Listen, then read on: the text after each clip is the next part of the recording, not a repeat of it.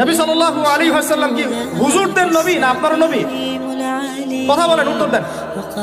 নবী সাল্লাল্লাহু আলাইহি ওয়াসাল্লাম কি হুজুরদের নবী না আপনার নবী? তাহলে আপনার মধ্যে তার সুন্নাত থাকবে না কেন?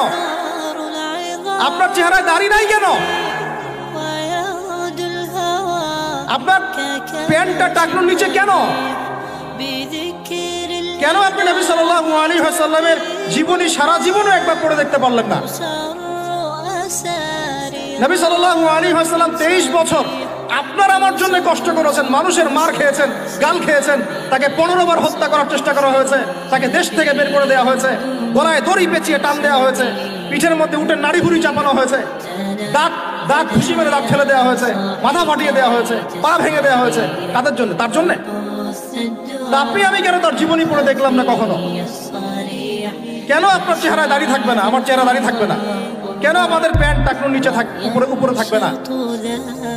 কেন আমাদের কথাবার্তা, চাল চলন, খাওয়া দাওয়া, ইস্তেঞ্জা করা, নামাজ পড়া, প্রতিটা অ্যাক্টিভিটি সুন্নাহ মাফিক কেন হবে না? এটা আপনাকে হুজুরকে শেখাতে হবে কেন? এটা তো আপনার দায়িত্ব শেখা, নিজের দায়িত্ব। আল্লাহর রাস্তায় বের হতে আপনাকে বলতে হবে কেন? নিজের তাগাদা থেকে আপনি বের হবেন। হুজুররা কবরে যাবে, আপনি যাবেন না? উত্তর দেন। হুজুররা, তোমরা উত্তর দাও, ছেলেরা, ইয়াং জেনারেশন, তোমরা যারা আছো, হুজুররা কবরে যাবে, তোমরা আমরা যাব না?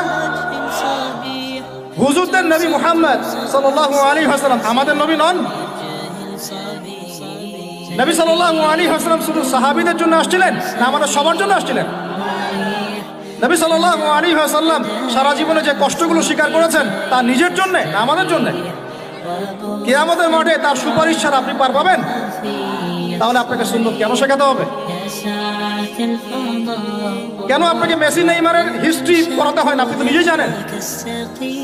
কেন আপনাকে এই নায়ক নায়িকাদের হিস্ট্রি পড়াতে হয় না? আপনি নিজেই জানেন, খোঁজ খবর নেন। কিন্তু মুহাম্মদ সাল্লাল্লাহু আলাইহি ওয়াসাল্লাম সম্পর্কে এত গাফেল কেন?